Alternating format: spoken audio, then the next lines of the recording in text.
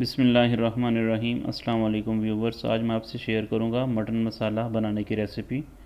उसके लिए मैंने 1200 ग्राम मटन लिया है। ये मटन की रान का पीस है, फ्रेश मटन है ये। और साथ में जो मैंने इंग्रेडिएंट्स लिए हैं वो 1.5 चम्मच जो है वो अदरक का पेस्ट लिया है। ये 3 जो टमाटर है मीडियम साइज़ के हैं, फ्रीज़ किए हुए थे, छिलका उतार दिया इनका मैंने। एक लहसुन की गट्ठी ली है और दो प्याज लिए हैं मीडियम साइज़ के। और 6-7 जो हैं वो सब्ज़ मिर्चें ली हैं, दरमियान से मैंने काट दिया है। ड्राई मसाले में 2 दालचीनी के पीस हैं, 5-6 जो है लौंग हैं और 7-8 काली मिर्च के पीस हैं।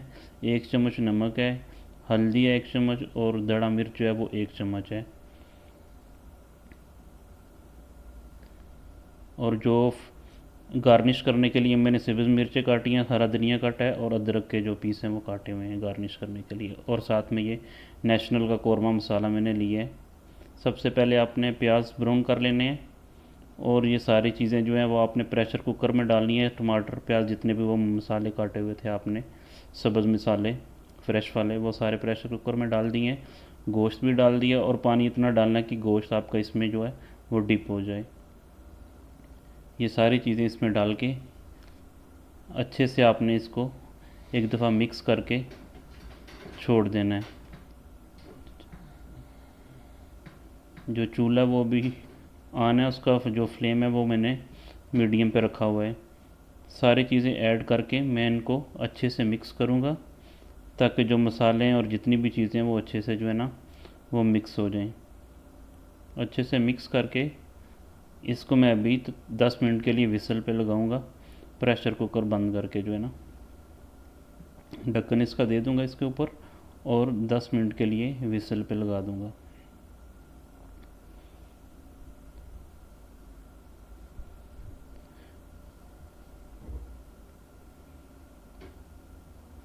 विसल से उतार के ये मैंने भी उतार लिया इधर से। अगर आप इसको ये मैं अभी चेक करूँगा इसको अच्छे से कि गोश्त गल गया या नहीं। 10 मिनट में मटन जो है ना नॉर्मली अच्छे से गल जाता है। हाँ जी, अच्छा अभी सॉफ्ट हो गया काफ़ी, लेकिन इतना ज़्यादा भी नहीं कर रहा क्योंकि अभी मैं मसाले में इसको भूनना है। पानी इसका सारा ड्राई हो गया है और मसाले में इसको भी मैं थोड़ा सा भूनूंगा ताकि जो थोड़ा सा पानी बाकी रहता था वो भी अच्छे से खुश्क हो जाए। इसमें अभी मैं थोड़ा सा जो कौरमा मसाला है वो भी ऐड करूँगा, नेशनल का जो मैंने आपको बताया था। और थोड़ा सा इसमें मैं ऑयल जो है वो ऐड कर दूँगा।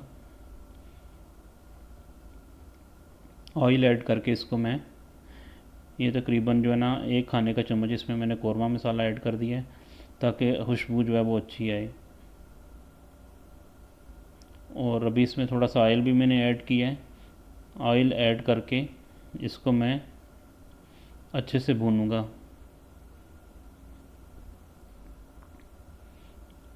तकरीबन 10 से 15 मिनट तक आपको ये इसको भूनना है।